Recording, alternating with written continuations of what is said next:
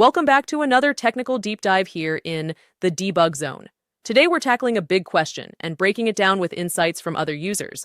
Hopefully this clears up some misconceptions and helps you get the answer you need. So buckle up, stay a little curious, and let's jump right in.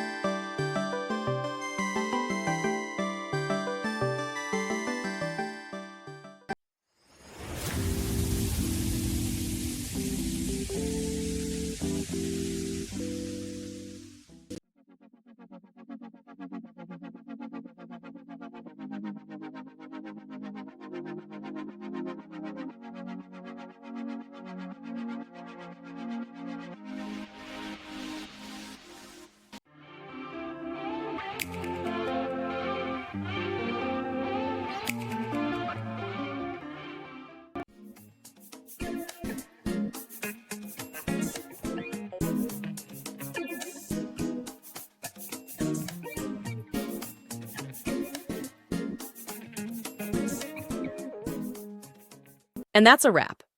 I hope you found the answer you were looking for. If you did, take a second to hit that subscribe button. It really helps out.